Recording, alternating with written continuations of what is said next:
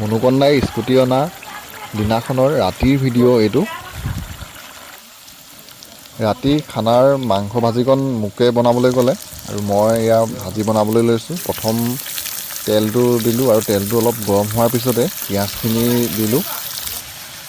পিঁয়াজখিনি প্ৰায় আধা সিজা হৈছে, তেনেকুৱাতে মাংসখিনি দিলোঁ। মাংস এতিয়া অকণমান কালাৰ আহিছে।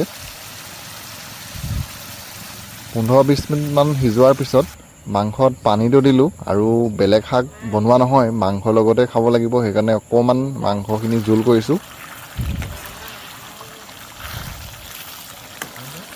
পানীখিনি শুকাইছে, এনেকুৱাতে ৰচুন আৰু আদা খুন্দি থোৱা আছিলে, খুন্দি থোৱা ৰচুনে আদাৰে মাংসখিনিত দি দিলোঁ। দি প্ৰায় 10 মিনিটমান ঢাকি দিলোঁ আৰু